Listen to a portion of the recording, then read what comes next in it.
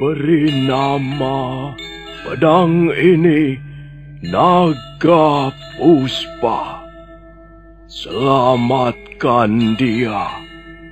Jangan sampai jatuh ke tangan pendekar berwatak jahat.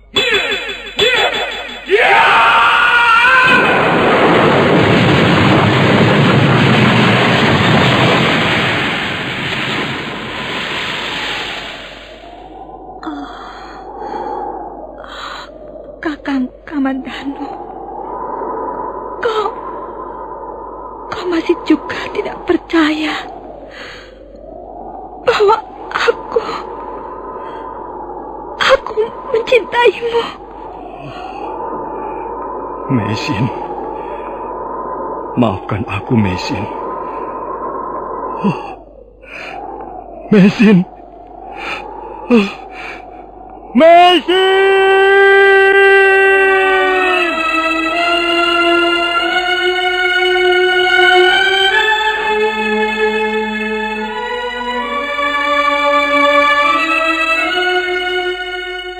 Tutur Tinular.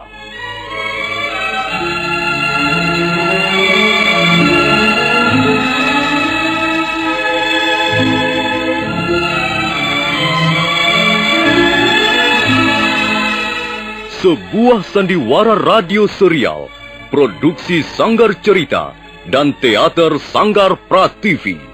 Sebuah kisah dengan latar belakang sejarah runtuhnya Singasari dan berdirinya Kerajaan Majapahit.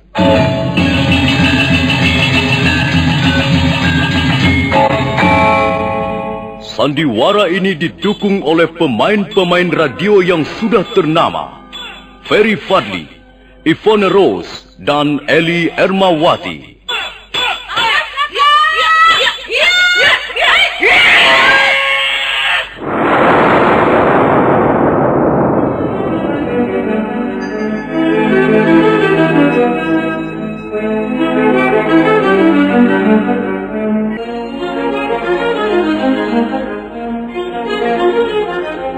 Cerita ini ditulis dan diolah oleh S. Tijab, hiasan musik dan sutradara C. Ispriyonoka.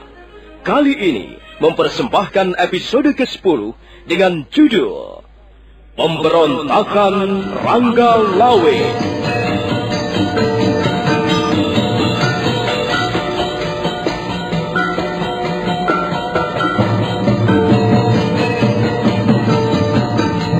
Dalam seri ke-300 ini didukung oleh para pemain Rusli sebagai Rangga Lawe, Sulaiman sebagai Tambak Baya, Davidson sebagai Raglatik, Bang Kumis sebagai Ratosan, Kang Iwan sebagai Ki Ageng Palandonga, Ferry Fadli sebagai Arya Kamandanu, Ivone Rose sebagai Sakawuni, Wenda Lubis sebagai Kebo Anabrang, dan Asdi Suhastra pembawa cerita. Selamat menikmati.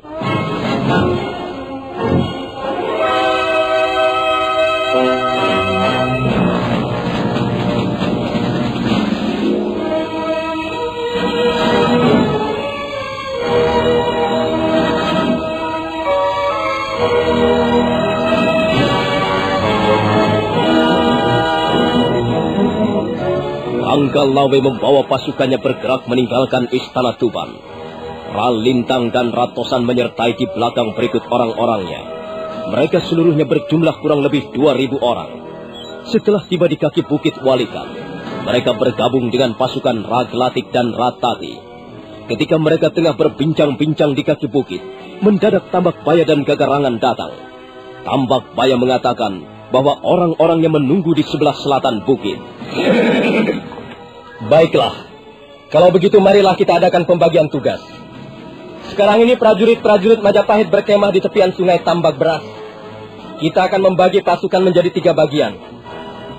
Kakang Tambak Baya dan Gagarangan, kuminta memimpin pasukan yang akan menyerbu dari rusuk kiri. Kemudian Ralintang dan Ratosan memimpin pasukan yang akan menyerbu dari rusuk sebelah kanan. Sementara aku, yang dibantu Raglatik dan Ratati, akan menjadi ujung tombak peperangan. Aku akan datang dari arah depan. Apakah semuanya sudah cukup jelas? Cukup jelas, Gusti. Kalau begitu,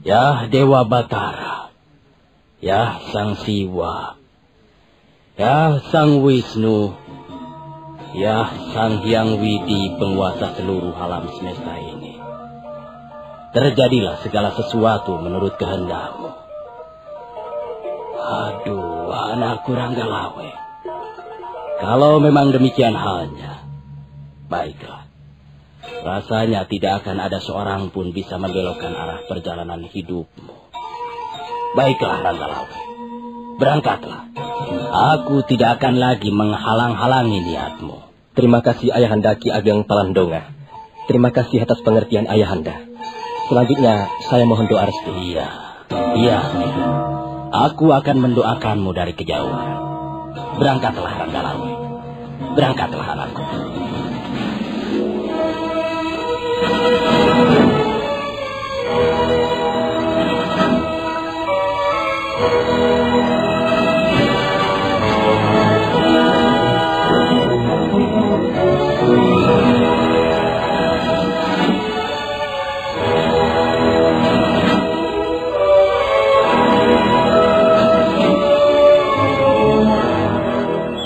Setelah selesai mengucapkan kalimat-kalimatnya, Ki Ageng Palandonga segera lompat. Tubuhnya lenyap di balik pohon-pohon yang mulai gelap. Ranggalawe merasa sangat terharu melihat ayah mertuanya. Tapi kemudian dia berusaha mengipaskan rasa harunya.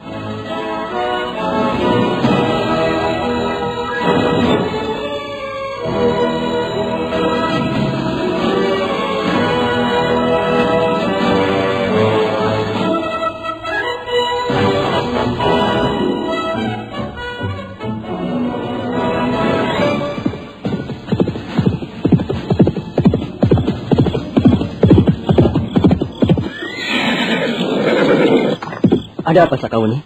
Seorang prajurit melaporkan bahwa pasukan Tuban sudah bergerak menuju ke Sungai Tambak Beras, Kamandanu. Jadi Kakang Ranggalawe benar-benar ingin memberontak terhadap Majapahit. Kukira begitu, Kamandanu. Kukira sebentar lagi perang saudara tidak akan bisa dihindarkan. Aku sangat menyesalkan kejadian ini. Perang saudara seperti ini hanya akan merugikan kita semua. Tapi kenyataannya seperti ini, Kamandanu. Kita tidak mungkin berpaling dari kenyataan. Ya, baiklah. Sekalipun Kakang Ranggalawe adalah sahabat kita yang terbaik. Tapi karena dia hendak merongrong pemerintah Majapahit, kita tidak bisa berbuat lain, Sakauni. Kita harus menjadi prajurit-prajurit yang baik. Aku sependapat denganmu, Kamandanu. Mudah-mudahan saja kita tidak salah memilih. Iya, mudah-mudahan saja kita tidak salah jalan. Kalau begitu marilah kita menemui Adik Kebo Anabrang. Kita minta pendapatnya.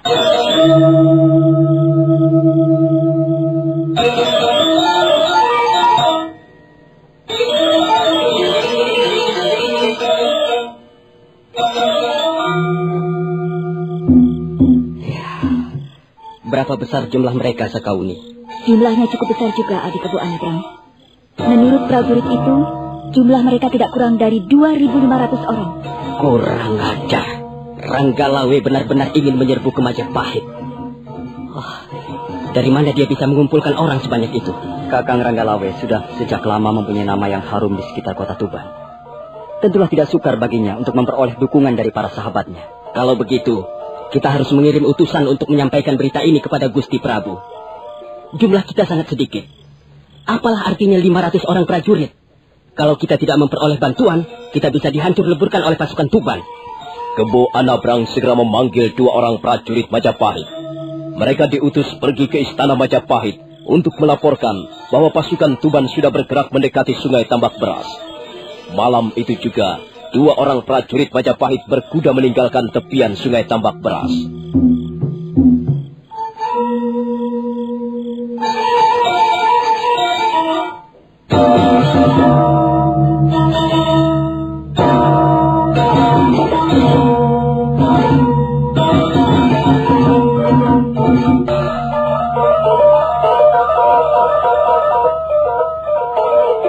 Sementara itu, Ranggalawe dan pasukannya berkemah tidak jauh dari tepian Sungai Tambak Beras.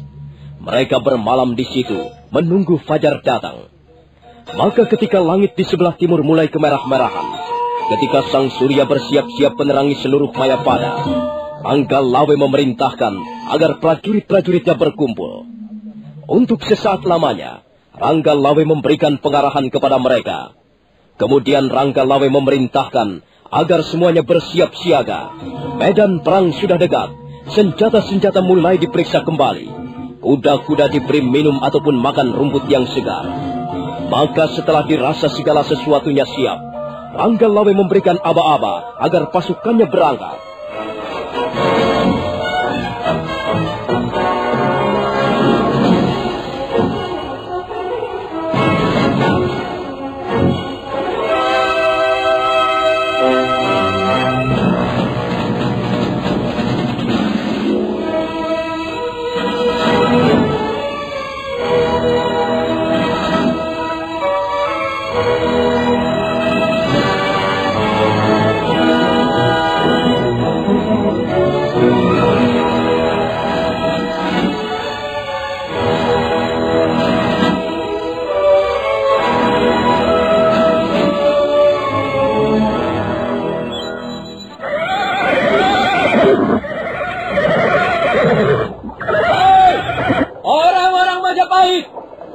Majulah kemari, bawalah Nambi.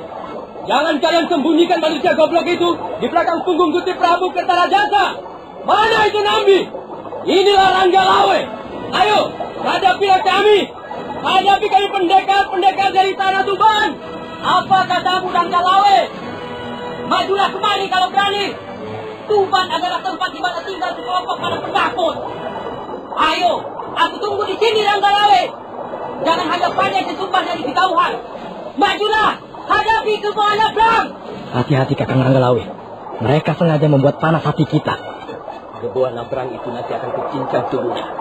Hei, Kebo Anabrang! Aku ingin bertemu dengan Nambi. Mana itu Reklian Mapati Nambi? Suruh dia maju kemari. Jangan hanya ongkang-ongkang kaki. Mana itu orang bernama Nambi?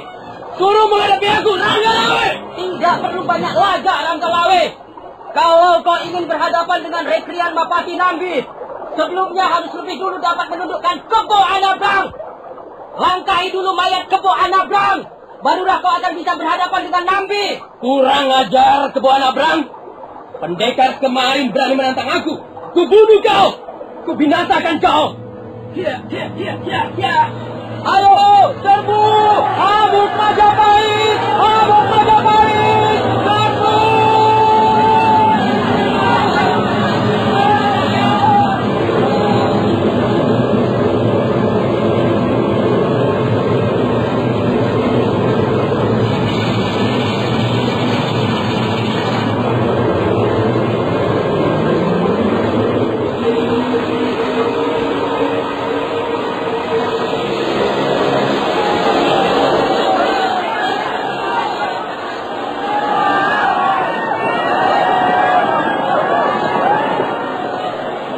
Pertempuran sengit pun segera terjadi.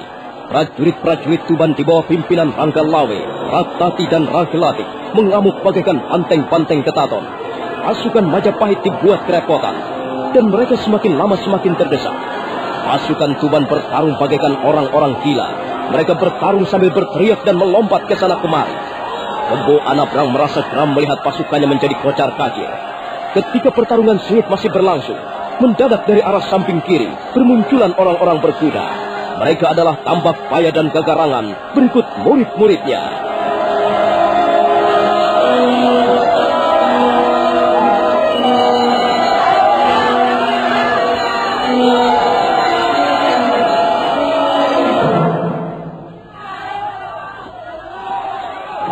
Kebo Anabrang terkejut bukan main. Demikian pula Arya Kamandanu dan Sakawuni. Mereka sama sekali tidak mengira bahwa prajurit-prajuritnya akan dipokong dari belakang. Tapi belum sampai hilang rasa terkejutnya, mendadak dari samping kanan juga bermunculan orang-orang berkuda. Mereka adalah Ralintang, Ratosan dan para pengikutnya.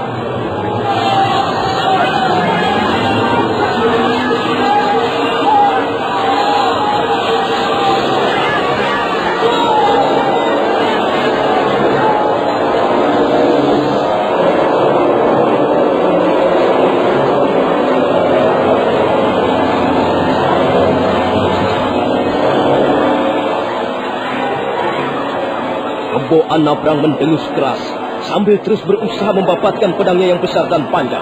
Panglima muda kerajaan Majapahit itu berteriak nyaring kepada prajurit-prajuritnya.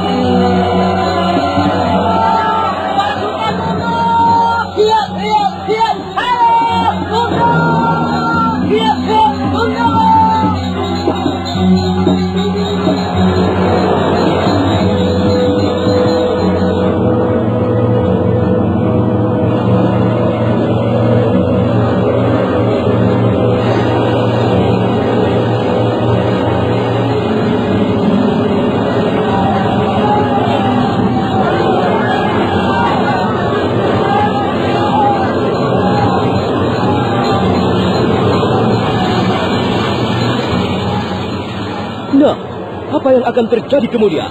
Bagaimanakah kisah selanjutnya? Siapakah yang akan memenangkan pertempuran ini? Saudara pendengar, silakan menunggu seri-seri berikutnya. Tutur Tinular dalam episode yang akan datang.